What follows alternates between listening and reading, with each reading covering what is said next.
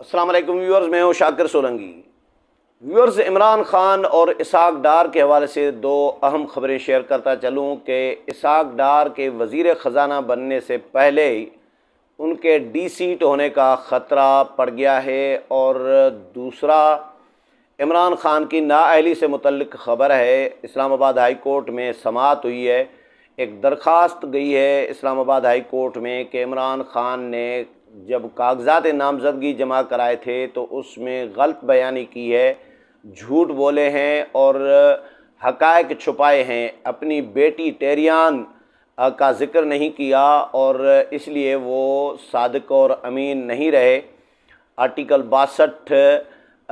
کے اوپر نہیں اتر رہے، تو ان کو نااہل قرار دیا جائے۔ جسٹس عامر فاروق نے اسلام آباد ہائی کورٹ میں اس کیس کی سماعت کی ہے، اور آج سماعت ہوئی ہے۔ یہ 2 ہفتوں کے لیے ملتوی کر دی گئی ہے، کیونکہ درخواست گزار نے عدالت سے استدعا کی کہ ہم نے متفرق ایک درخواست جمع کرائی ہے جس میں وفاق کو بھی ہم جو ہے فریق بنانا چاہتے ہیں۔ تو جو اسلام آباد ہائی کورٹ میں سماعت ہوئی ہے عمران خان کی نااہلی سے متعلق، اس کا بھی حال احوال آج کے ویلاگ میں دوں گا، اور اسحاق ڈار کے حوالے سے بھی کہ اسحاق ڈار کا فیصلہ جو ہے، اسحاق ڈار کو ڈی سیٹ کرنے سے متعلق فیصلہ الیکشن کمیشن نے محفوظ کر دیا ہے۔ کسی بھی وقت یہ فیصلہ الیکشن کمیشن سنائے گا، لیکن ابھی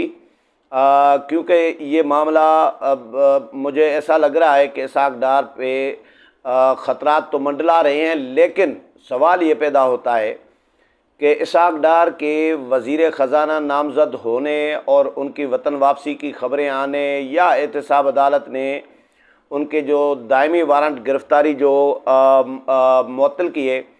تو ان دنوں میں یہ ڈیولپمنٹ کیوں ہو رہی ہے، پہلے کیوں نہیں ہو رہی تھی؟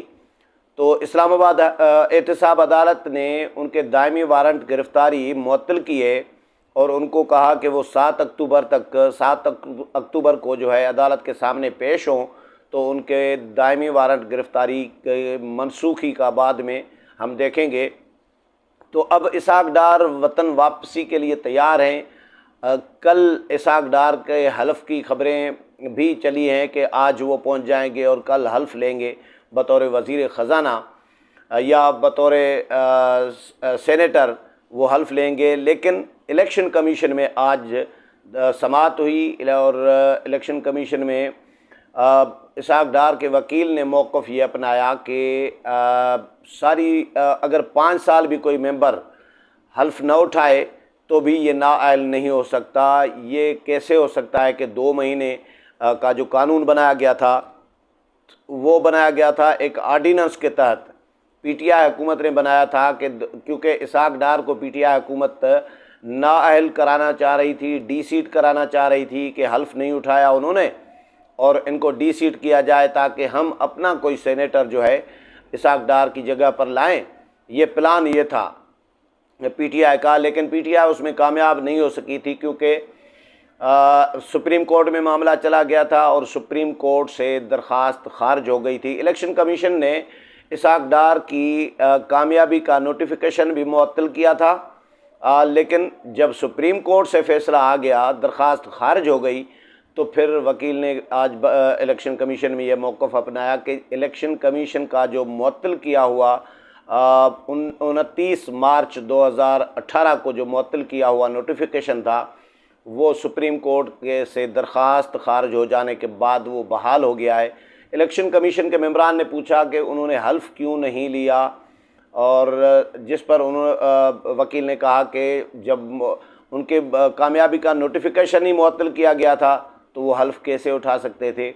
اور یہ دوسرا یہ کہ یہ جو آرڈیننس کے تحت کسی بھی ممبر کی نااہلی نہیں ہو سکتی، آرڈیننس کے ذریعے جو قانون بنایا جائے اس کے تحت نااہلی نہیں ہو سکتی۔ نااہلی صرف آرٹیکل 62 اور 63 کے تحت ہو سکتی ہے، اس میں 62 آتا ہے، 62B اس کے تحت ہو سکتی ہے، اور الیکشن کمیشن کا جو ایکٹ ہے، الیکشن ایکٹ، اس میں سے بھی یہ شک نکال دی گئی تھی، ترمیم اس میں بھی کی گئی تھی۔ تو بہرحال یہ الیکشن کمیشن کا کام نہیں ہے کہ قانون کی تشریح کرے، آئین کی تشریح کرے، یہ عدالتوں کا کام ہوتا ہے۔ یہ موقف اپنایا گیا ہے۔ تو بہرحال آج بڑی انٹرسٹنگ سماعت ہوئی ہے، اور اسحاق ڈار، اب اسحاق ڈار کے دل کی دھڑکن یقینی طور پر اس وقت دل چل رہا ہوگا، دل کی دھڑکن تیز ہو گئی ہوگی کہ پتہ نہیں ڈی سیٹ نہ ہو جاؤں گا، لیکن اس میں 50-50 چانسز بھی نہ کہیں، 40-60 کہیں، کیونکہ الیکشن کمیشن میں ان دنوں میں جب اسحاق ڈار وزیر خزانہ نامزد ہوئے ہیں اور جب وہ وطن واپسی کے لیے تیار ہوئے ہیں، وزیر اعظم کے ساتھ آ رہی ہیں، تو ان دنوں میں الیکشن کمیشن میں کیس لگے تو ایسا لگ رہا ہے مجھے کہ شاید اسحاق ڈار کو ڈی سیٹ نہ کیا جائے، اور کیونکہ یہ ملک کی معیشت کی ضرورت ہے، اور یہ احتساب عدالت سے بھی اگر فیصلہ آ جاتا ہے، ان کی دائمی وارنٹ گرفتاری اگر معطل ہو جاتے ہیں اور اسحاق ڈار کو بلایا جاتا ہے، نامزد کیا جاتا ہے، وزیر خزانہ مفتاح اسماعیل نے استعفیٰ دے دیا ہے، اس کے بعد اسحاق ڈار کا الیکشن کمیشن میں کیس لگے تو بات سمجھ میں آ جاتی ہے۔ آپ لوگ بھی ظاہر سیاست کو سمجھتے ہیں، آپ میرے سے زیادہ سمجھدار ہیں، تو آپ سمجھ سکتے ہیں کہ اسحاق ڈار کا آج کیس کیوں گیا ہے الیکشن کمیشن میں۔ الیکشن کمیشن نے فیصلہ تو محفوظ کیا ہے، اب دیکھتے ہیں فیصلے میں الیکشن کمیشن کیا کرتا ہے، ڈی سیٹ کرتا ہے اسحاق ڈار کو،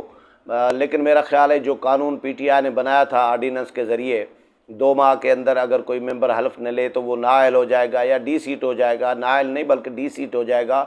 وہ آرڈیننس ختم ہو چکا ہے، کیونکہ آرڈیننس کی ایک مدت ہوتی ہے، وہ مدت ختم ہو گئی، 3 مہینے کی فرض کریں 4 مہینے کی مدت ہے، تو وہ مدت ختم ہو گئی، تو اس کے بعد وکیل کا موقف یہ تھا کہ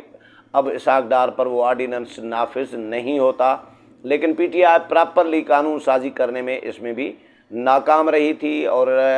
سپریم کورٹ میں بھی پی ٹی آئی گئی تھی، الیکشن کمیشن میں بھی گئی تھی، لیکن اسحاق ڈار کو ڈی سیٹ کرانے میں کامیاب نہیں ہو سکی تھی۔ تو اب مجھے ایسا لگ رہا ہے کہ اسحاق ڈار ہو سکتا ہے بچ جائیں، کیونکہ اگر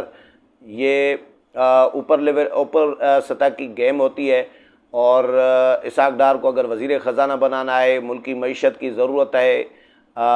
یہ قومی سمجھے ضرورت ہی ہے، تو بہرحال دیکھتے ہیں الیکشن کمیشن کا کیا فیصلہ آتا ہے۔ فیصلہ فی الحال محفوظ کیا گیا ہے، اس وقت جب میں یہ ویلاگ کر رہا ہوں تب تک فیصلہ نہیں سنایا گیا تھا۔ دوسری، عمران خان کی نااہلی کی درخواست اسلام آباد ہائی کورٹ میں جو آج اس پر سماعت ہوئی ہے، اس میں موقف یہ اپنایا گیا ہے کہ جی عمران خان نے کاغذات نامزدگی جمع کراتے وقت غلط بیانی کی ہے، حقائق چھپائے ہیں، بیٹی کا ذکر نہیں کیا ٹیریان کا، تو اس لیے ان کو نااہل قرار دیا جائے، یہ صادق اور امین نہیں ہے۔ جسٹس عامر فاروق جو سماعت کر رہے تھے معزز جج، انہوں نے سوال کیا کہ پہلے تو یہ بتائیں کہ متفرق درخواست دی ہے، وفاق کو آپ فریق بنانا چاہتے ہیں، تو وفاق کو کیوں فریق بنانا چاہتے ہیں، پہلے یہ بتائیں۔ دوسرا یہ بھی بتائیں کہ یہ بھی دیکھیں کہ عمران خان اس وقت پبلک آفس ہولڈر نہیں ہے، جس پر وکیل نے کہا کہ عمران خان نے استعفیٰ دیا ہے، لیکن استعفیٰ ان کا منظور نہیں ہوا، وہ عوامی منتخب عوامی نمائندے ہیں اس وقت بھی، اور انہوں نے غلط بیانی کی ہے، تو اس لیے ان کو نااہل قرار دیا جائے۔ تو جو معزز جج نے کہا کہ بات یہ ہے کہ یہ کیس بالکل فیصل واڈا کیس کی طرح کا ہے، اور فیصل واڈا آپ کو پتہ ہے نااہل ہوئے ہیں الیکشن کمیشن سے غلط بیانی کرنے کی وجہ سے، اور غلط بیان حلفی جمع کرانے کی وجہ سے فیصل واڈا الیکشن کمیشن سے نااہل ہو چکے ہیں۔ تو معزز جج نے آج اسلام آباد ہائی کورٹ کے جسٹس عامر فاروق نے کہا کہ یہ کیس بھی فیصل واڈا کے کیس کے طرح کا ہے، تو کیوں نہ الیکشن کمیشن کو یہ بھی کیس بھیجا جائے، کیونکہ واڈا کا کیس بھی الیکشن کمیشن کو بھیجا گیا تھا، اور الیکشن کمیشن نے اس کو ہینڈل کیا تھا اور فیصلہ دیا تھا جو بھی، لیکن انٹرٹین کیا تھا، تو اس کیس کو بھی کیوں نہ الیکشن کمیشن کو بھیجا جائے تاکہ الیکشن کمیشن اس کیس کو دیکھے۔ تو بہرحال اس پر فی الحال عدالت نے کہا ہے کہ یہ درخواست قابل سماعت ہے یا نہیں ہے، اس پر فی الحال عدالت کو مطمئن کیا جائے۔ اس کے لیے 2 ہفتوں کے لیے یہ سماعت ملتوی کی جاتی ہے، 2 ہفتوں کے لیے، 2 ہفتوں کے بعد یہ سماعت ہوگی، اور اس میں عدالت کو فی الحال پہلے مطمئن کیا جائے کہ قابل سماعت ہے بھی یا نہیں ہے، اور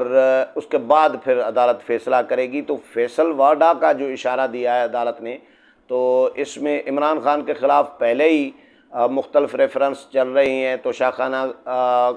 کیس جو ہے الیکشن کمیشن میں موجود ہے،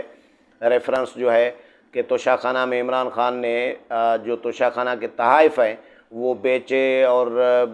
اخراجات کیے، تو ان کا کوئی تذکرہ نہیں ہے، کوئی ذکر نہیں ہے، اس میں بھی نااہل ہو سکتے ہیں۔ الیکشن کمیشن میں ایک اور بھی الیکشن کمیشن کا جو فارن فنڈنگ کا معاملہ ہے وہ الگ چل رہا ہے، توہین عدالت عمران خان کے خلاف الگ چل رہی ہے، لیکن نااہلی کا ریفرنس یہ یعنی ایک الیکشن کمیشن میں ریفرنس ہے اور دوسری اسلام آباد ہائی کورٹ میں درخواست آئی ہے جس پر آج سماعت ہوئی ہے، جو 2 ہفتوں کے لیے فی الحال ملتوی ہوئی ہے۔ امید ہے پروگرام پسند آیا ہوگا، اگلے پروگرام میں پھر ملاقات ہوگی، تب تک اجازت چاہتا ہوں، اللہ حافظ۔